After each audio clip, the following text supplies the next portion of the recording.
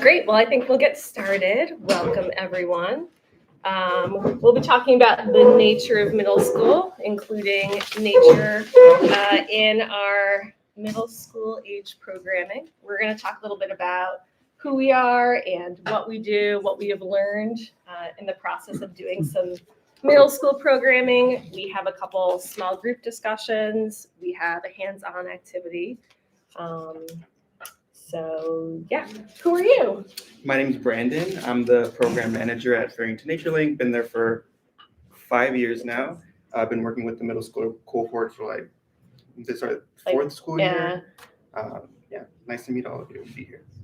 Great. And I'm Meg Ito, she, her pronouns. I'm the Director of Education and Community Engagement at NatureLink, and I've been there almost 6 years now. Awesome. So you're probably wondering, what the heck is Barrington NatureLink? I've never heard of that. Or maybe you have. The lucky ones have heard of us. So here's our vision. Barrington NatureLink's vision is a just world where every child has a deep sense of belonging in nature, and every community values and ensures equitable access to the natural world.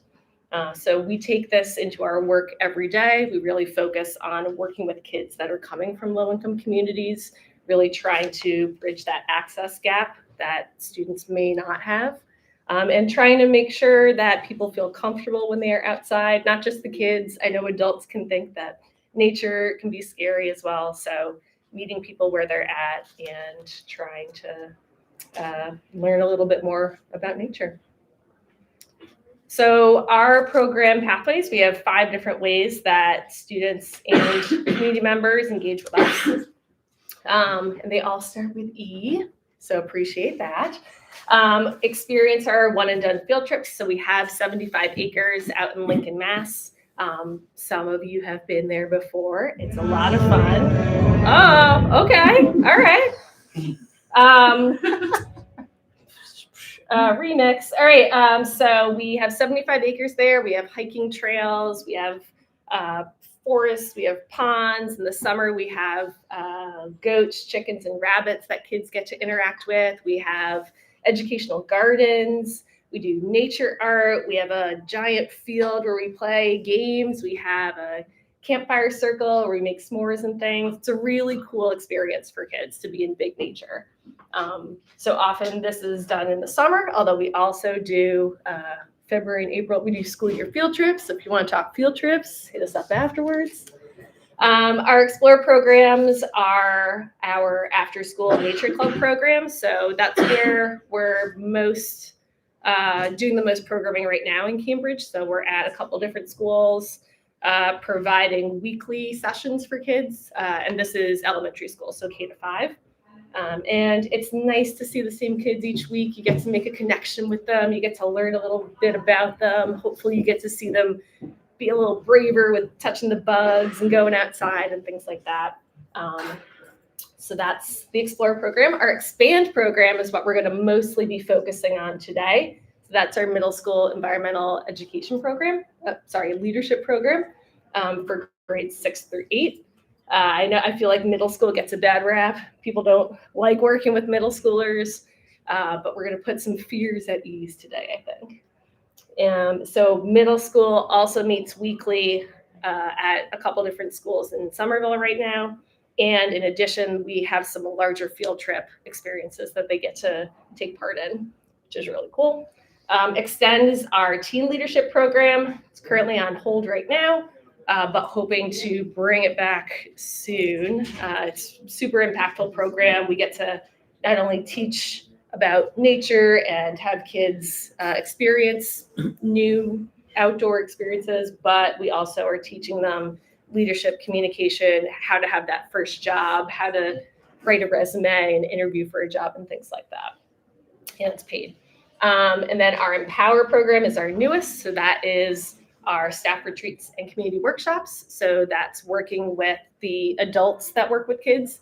We realize kids don't exist just in a bubble, right? There are parents and after school teachers and lots of adults in their lives. And if those adults are not comfortable being outside, they're not going to be likely to take those kids outside. So working with community partners as well. So all the grades, little kids, big kids, and adults.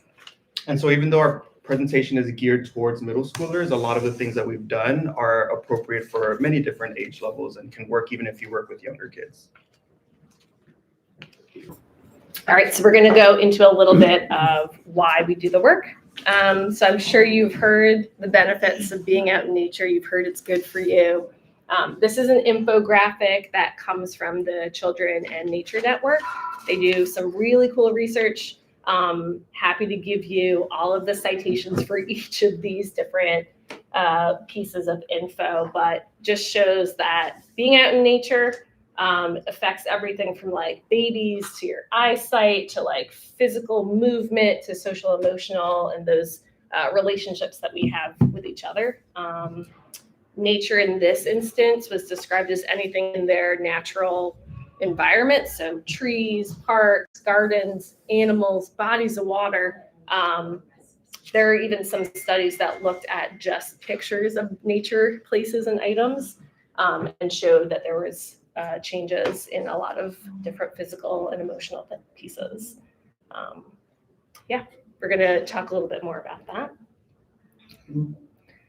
So even just a short amount of time outside makes a difference. So just 10 minutes. Some of the studies were short as 2 minutes even, showed things that being out in nature, a couple minutes can really boost attention, can reduce feelings of stress, and can improve your mood.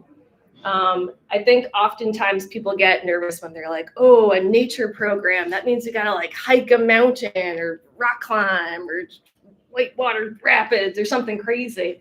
And it doesn't have to be, right? Being out in nature is as simple as going for a walk, even if it's around the Foundry here, right? I mean, there's a nice park right nearby. But just being outside really for a short amount of time really does have an impact. And hopefully you all have at least 10 minutes in your day for yourself or to take your kids out. And we are wearing bug nets. They're not hair nets. It's like a weird picture. There's a lot of mosquitoes during the summer, right? So we accommodate, or if we'll work with. If kids are nervous around weather things or bug things, we try to meet them where they're at. Next couple of slides just show a little bit of data about who's in after school.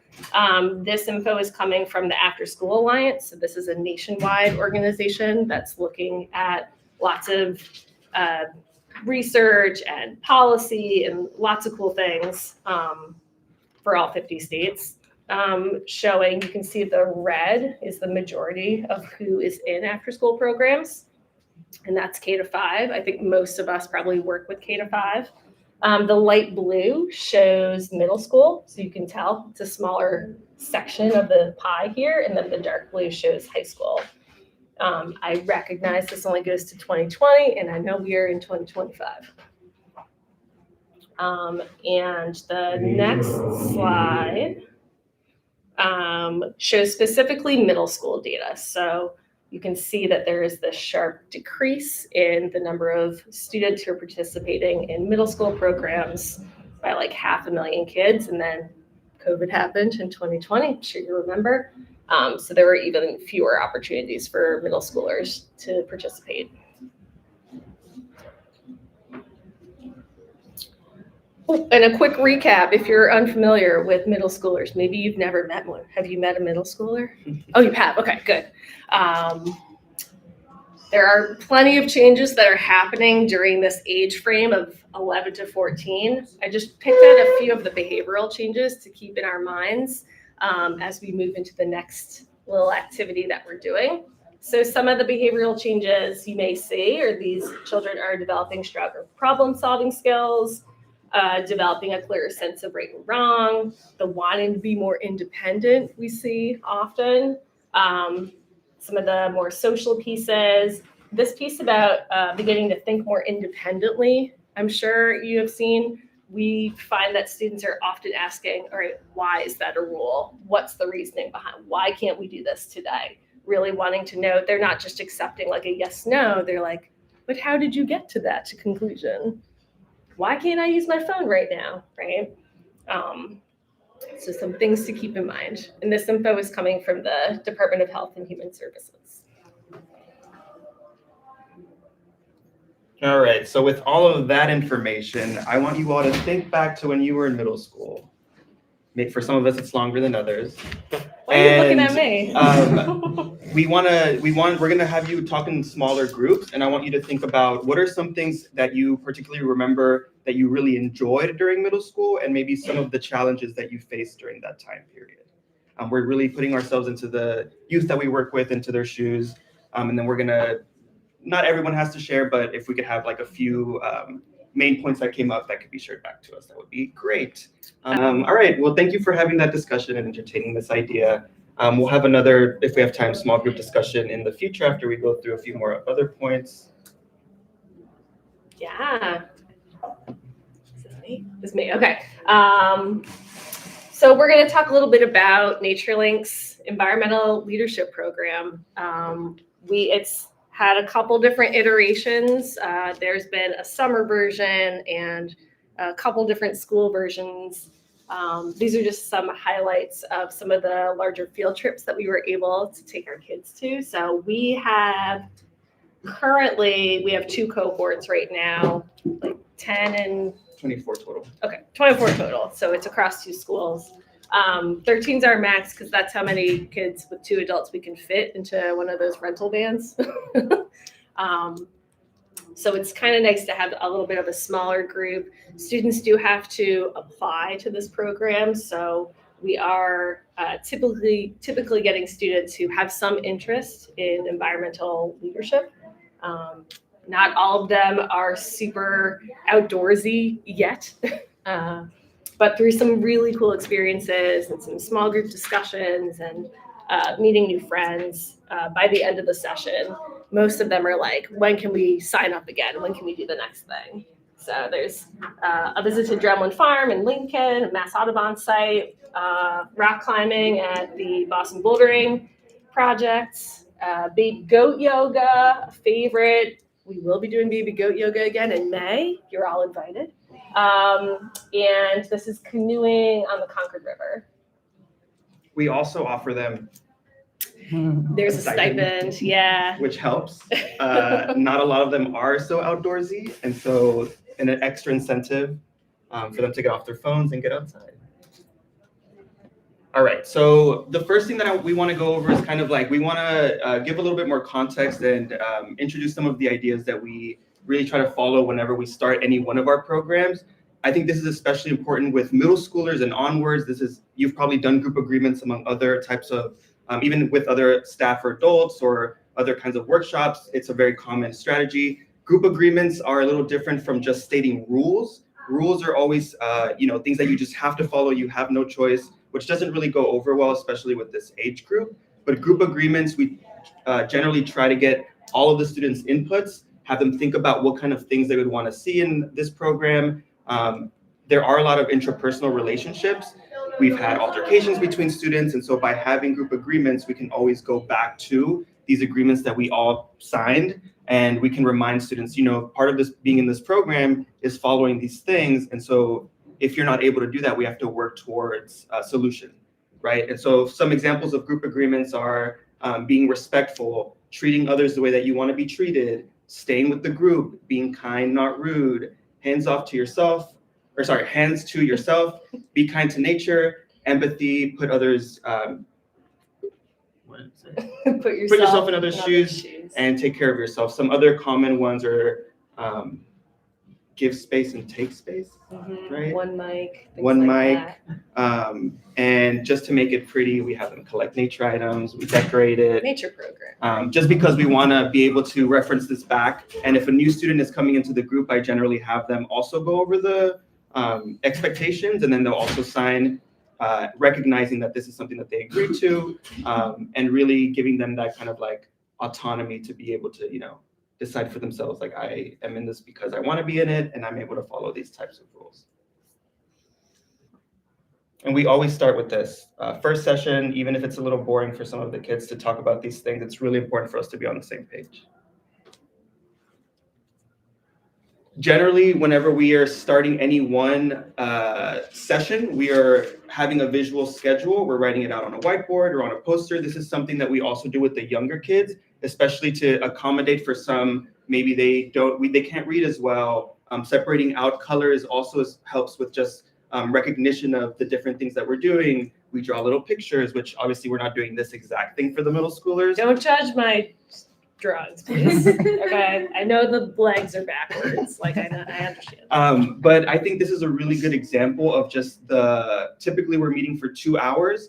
And if you've met any middle schooler, their attention span is not very long. And so really trying to have little sections throughout the day where we're doing something that's maybe more like lecture or group discussion, but then also sprinkling in some time for like warm-up games, hands-on activities, really having time at the end to debrief and go over the things that we did for that specific session, just to make sure that what we're trying to get across or for them to take away, they're actually taking away from that specific day.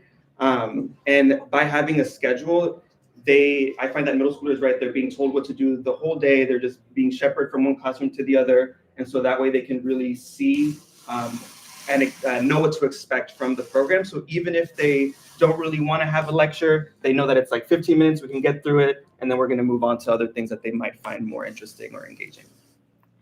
I think the other point, we try to separate the club from feeling just like a continuation of school, right? We don't want it to just be like another sit down 45-minute lecture kind of thing. So keeping in mind that they are still kids. And I remember being surprised one time when the kids were like, can we go to the playground? And I was like, you're in 8th grade, but yeah, let's go to the playground. That's fine. You need a little break playing the monkey bars? Totally fine. We're going to play snail tag later. Oh my gosh, no, just kidding. Your faces. They were like, what? All right, something that's really important to note about the middle school age is that unlike the younger kids in elementary, we are able to tackle some more kind of advanced or more sophisticated topics.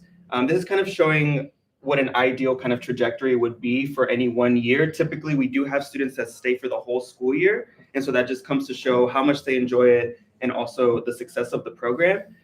We are able to tackle things and have activities that focus on mindfulness. So really taking time to slow down, be patient. This may look like maybe we're bringing in stones and doing like stone stacking. Some of the students got really like pissed that they couldn't do it, but really frustrated. But then it also comes to show that sometimes you have to slow down. Even if it's something that you didn't enjoy, we don't have to do it again, but it's something that you should be able to try. Other students loved it. Socio-emotional intelligence, giving time for reflection, for them to interact with other students. Even if it's awkward, we pair them up and have them share stories or talk about things. And also learning that nature is a safe space and a safe place by taking them to local green spaces, showing them the kinds of activities they can do outside. We build on this by teaching a little bit about the actual ecosystems and the environment that they live in, connecting this then back to their communities. Environmental justice is a huge topic or theme that we have in our specifically middle school program, increasing awareness of environmental justice issues that are in their communities, but also broader in other places. Things like lack of trees and shade, or maybe there aren't any green spaces, things like that. They are then kind of connecting all of these things to hopefully and ideally become community leaders, or at least be able to know how to take care of themselves, perhaps share with their families and community, and take these skills onto their high school years and then beyond. They're sponges during this time. They can really take in a lot. Some field trips that we've gone on are listed in bullet points, but some general themes that we try to follow. These aren't all of them, but we have field trips that focus on team building. We have field trips that focus on mindfulness, pushing them out of their comfort zones, some education and some community service. So for team building, maybe it's kayaking with another student. You have to coordinate, right, to be able to turn the canoe or the kayak, to be able to go forward or backwards. Hikes really emphasize the idea that we're in a group. We can't leave anyone behind. And so really taking into consideration other people's endurance, how they're feeling, if they need water, if they need food, checking in on each other. It really helps build that kind of care for the other students in the group. Mindfulness is maybe like sitting near a body of water and just taking time. Pushing out of comfort zone is maybe rock climbing. Maybe they've never climbed or are scared of heights. Fishing. I don't like taking the fish off the hook. It was also pushing me out of my comfort zone. Putting the worms on the pushing the worms on the hook, but things like that. Community service, trash cleanups, and education looks more like museums, or we've also been bird watching, which they really enjoyed. Learning how to use tools, learning about local birds and things, really. So we're going to do just a little spotlight on some of the cool things that we do at NatureLink specifically. So we are lucky enough that we have this huge resource of 75 acres out in Lincoln. And it's, I don't know, 25, 30 minutes from here-ish. So not super far. We're not going to the White Mountains in New Hampshire.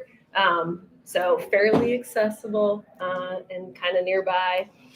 And yeah, there's a whole variety of activities that we will do when students are visiting. So these are going to be our middle school field trips, but we also will do field trips for younger kids. So we've had preschoolers come and go on a hike, a very short walk because their legs are very short, all the way up to doing adult programs as well. So this is walking in our spruce forest. If you zoom in, you're looking at a snake. Which I thought it was a piece of bark, but snake's even cooler. Yeah, doing some hikes on our trails, and then obviously baby goat yoga with Franklin looking less than enthused. Not everyone likes goats, and that's okay. I understand. Yeah. What else? Ooh, the apple cider press. So these are some more unique things that you might not get to see on every field trip. If you're going to just the Museum of Science or like a Mass Audubon site or something, these might not be the same activities that you get to do there. So cider press is pretty cool. We have this like ancient, 250-year-old cider press. It's extremely heavy, but it's a neat experience to show the kids sort of how cider is made. We have some old apple trees. NatureLink, part of it used to be an old orchard and a working dairy farm. So all kinds of cool and kind of creepy things around the site. But this is a neat hands-on activity that the kids get to do, and then they get to taste the apple cider, and they're always like, "Why is it brown?" I'm like, "You're mushing up the apples." They're like, "But how much sugar did you put in it?" Like nothing. It's just the apples. You can imagine that they love just like crushing the apples with that. And another highlight is often doing activities around the campfire. So even just building the campfire and lighting stuff on fire, learning how that process works, what materials you would typically use building fires.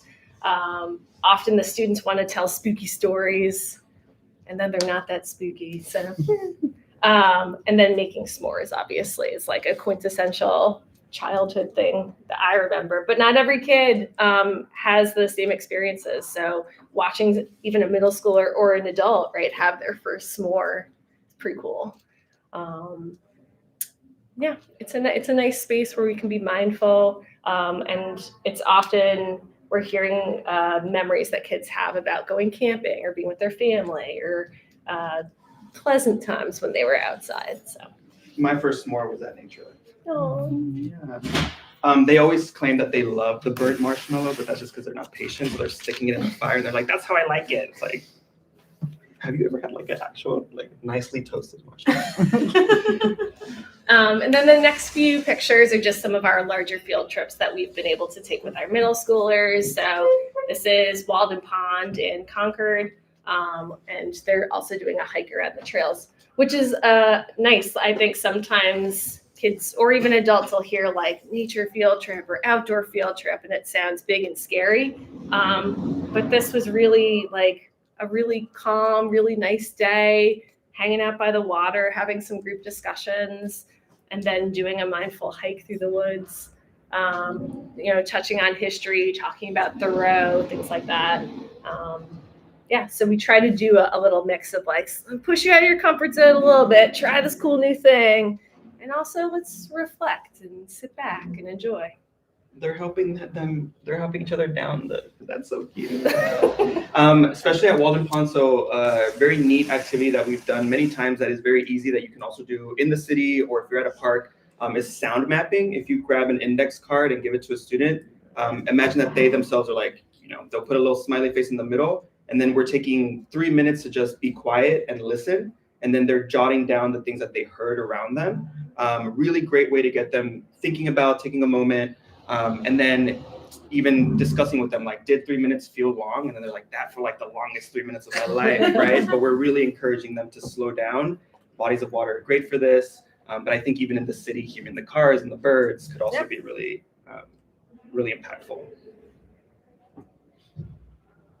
And then, going along with the water theme, these are a couple kayaking trips that we took. This is at the Concord River, I think that's the Concord River, and I believe that's the Mystic, where we were able to, not every kid knows how to swim, so this was kind of a nerve-wracking activity for a number of kids.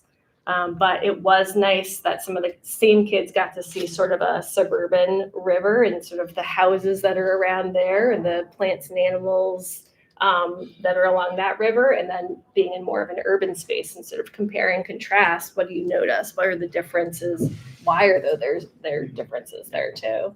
And what was the quote Amaya had? Yeah, one of our students was just like, did not want to get in the water at all. And so, paired her with someone with more experience on kayaks and in the water, which was me. And then by the end, her and her friends were talking about wanting to take swimming lessons at the Y and wanting to do more things outside in water, right? These are the type of experiences that we're trying to foster. With this specific river, it's the Mystic by Somerville. And so throughout the year, we visit it and we do water quality testing there. We've been on it when it's frozen. And so it's really nice to end the year with us finally being able to kayak on it. You can see it's pretty industrial, but still a really awesome experience. We've done trash cleanups along the river too. So a really great way to kind of focus in on one location, but build on it throughout the year. See it throughout the year, All right, so some challenges with working with middle schoolers. Maybe we can switch. Oh no, you no. I know Lily's on top of it. Oh, okay, all right. Some challenges with working with middle schoolers. So we touched on a few of these things, but I think something to note is because they have more privacy, they have more independence. I find that a lot of the middle schoolers we work with, their parents aren't telling them to go to sleep at like 9 p.m. or they are, and they're on their phones all night playing video games. This really comes across as them being really tired, being moody when we're working with them. I try to, you can only do so much with this age group when it comes to their personal lives. Sometimes they're not eating the school lunch because they think it's gross. And that's also them coming in with they're hungry, they're cranky. We bring in snacks for them to have during our program. We provide food whenever we go on field trips. We want to limit this being some kind of barrier because it really influences, if you just imagine an adult too, right? If you haven't eaten or anything, you're going to be cranky. Their school lives, their home lives, they've gone through who knows how many different things throughout the day, throughout the week, both at home and at school. So being mindful of that and that they may be bringing that in to the program. There's connected with like phone use, which is one of, I think, the worst or most difficult things to manage currently with our middle schoolers.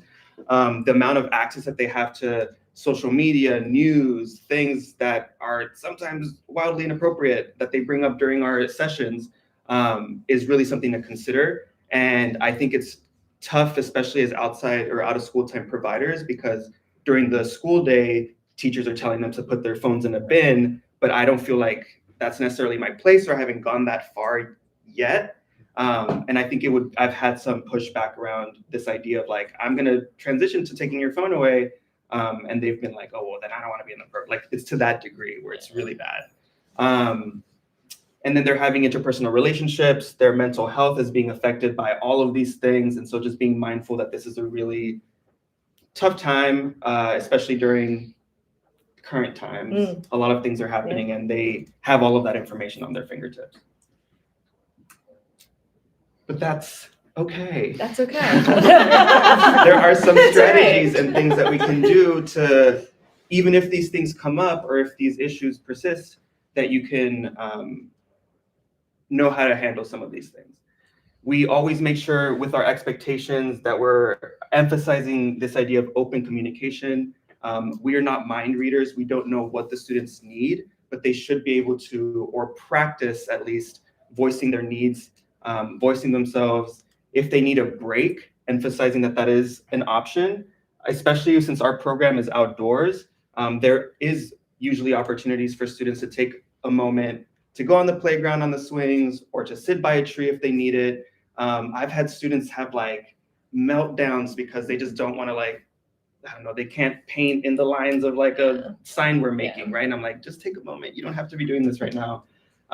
Or if there's been altercations, we've had students fighting with each other or saying things to each other, separating them, making sure that they have that time to decompress and then coming back to it. It's important to have one-on-one conversations with students and not call out negative behavior in front of everybody else, because then that just makes the whole, right, other students are now involved, they're saying things, the student themselves feel like they've been targeted in some negative way. And we want to make sure the opposite of that, that we're always commending positive behavior. I'm sure you've all been doing this with the younger kids too. It works really well. And it also works with middle schoolers. Finding things that you have in common with them. Maybe it's video games, or they're wearing like a shirt of a show that you also watch. This really helps build that confidence between the two of you.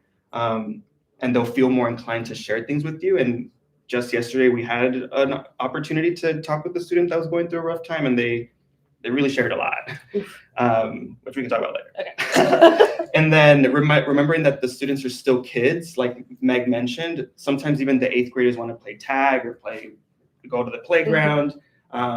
They are still in that transition time, but there's so many times that it really comes across when we're doing activities, doing arts and crafts, where they really are enjoying themselves and are still kids. And I know that I'm choosing things that I also like doing. And like even adults, right? We still want those opportunities to play games, do artsy things, and not at always have to be so serious. Right.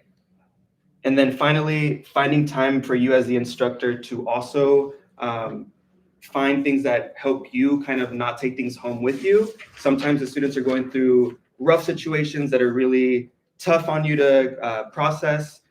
Finding others that you can talk to if something were to come up that's to that degree. And then also, even if the students are like calling you names or saying stuff, which they've done, I've had a student be like, I hate you. And I'm like, okay. And so finding time for yourself to also process and take care of yourself so that you can come forward being that positive adult that they need time after time. I know that the Cambridge Health Alliance has done adult and youth mental health first aid trainings. And so I would also recommend, if you're able to do those, to know how to handle some of these situations when they come up.